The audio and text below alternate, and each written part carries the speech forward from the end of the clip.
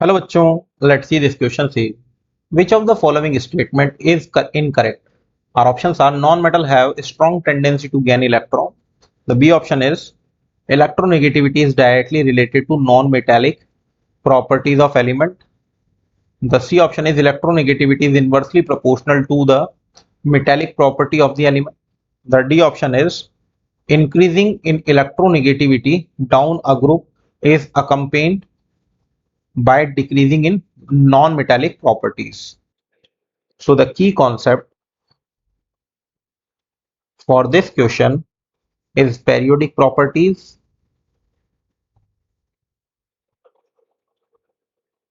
Periodic properties को आप ऐसे बोल सकते हैं, the repetition of similar chemical properties of elements at regular interval with increasing atomic number is called periodic property और periodicity. तो आइए अब ऑप्शन ए से चेक करना शुरू करते हैं कि कौन सा स्टेटमेंट आपका इनकरेक्ट होगा. So non metal have strong tendency to gain electron.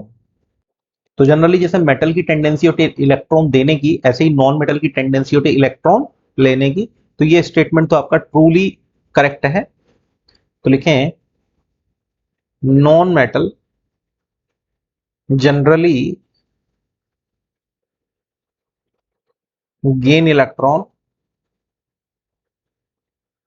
जैसे कि हम लोग सोडियम के केस में इलेक्ट्रॉन देते हैं, तो क्लोरीन के केस में उसी इलेक्ट्रॉन को क्या करते हैं, एक्सेप्ट कर लेते हैं. तो आ जाता है आपका क्लोरीन नेगेटिव गैसियस. ठीक है. तो यानी कि नॉन मेटल के केस में इलेक्ट्रॉन गेन करने की टेंडेंसी ज्यादा होती है. Now checking to the B electronegativity. अब इलेक्ट्रोनेगेटिविटी आप ऐसे समझ ले कि इलेक्ट्रॉन को खींचने की ताकत, कि किसी बॉन्ड के अंदर कोई इलेक्ट्रॉन है, उनको खींचने की जो ताकत होगी, इलेक्ट्रॉन को जो अपनी तरफ टुवर्ड्स मतलब अपनी तरफ खींचने की कोशिश करेगा, उसकी इलेक्ट्रोनेगेटिविटी ज्यादा है क्योंकि इलेक्ट्रॉन पे चार्ज नेगेटिव है. ठीक है.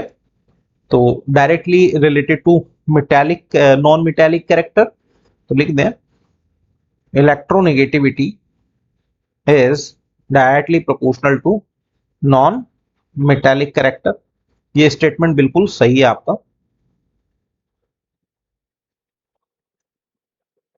Of elements. ठीक है. तो ये वाला भी आपका एकदम सही स्टेटमेंट है, करेक्ट है. हमें इनकरेक्ट के बारे में बात करनी, तो सी अब चेक करते हैं कि इलेक्ट्रोनेगेटिविटी अगर हम लोग बात करें मेटालिक या मेटालिक कैरेक्टर की हम लोग बात करें तो उस पर इनवर्सली डिपेंड करती है. तो electronegativity is inversely proportional to metallic character of element. ठीक है. तो ये बात आपको समझ में आई होगी. और लास्ट में मुझसे बोल रहा है, तो ये भी आपका वैसे तो सी वाला भी आपका क्या हो गया यहाँ से बिल्कुल सही ऑप्शन है.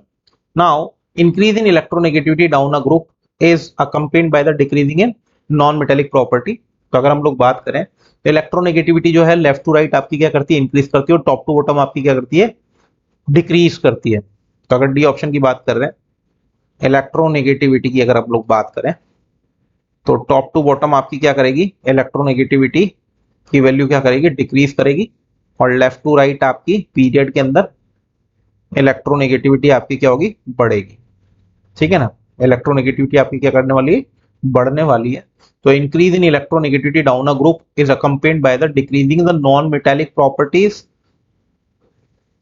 तो अगर नॉन मेटेलिक प्रॉपर्टीज की हम लोग बात करते हैं तो left to right non metallic property जो है जनरली क्या होती है आपकी, बढ़ती है, और top to bottom non metallic properties आपकी कम होती है. ठीक है. तो यहाँ पे बोल रहा है increasing in electronegativity down the group. तो ये तो वैसे ही गलत हो जाता है क्योंकि इलेक्ट्रोनेगेटिविटी डाउन द ग्रुप क्या होती है, कम होती है आपकी. ठीक है. और नॉन मेटेलिक कैरेक्टर नीचे जाने पे आपका क्या होता है, जनरली कम होता है. तो ये वाली बात आपकी सही है, यानी कि यही ऑप्शन आपका वैसे गलत है. So the right option is D. Hope you understood it well. Best of luck.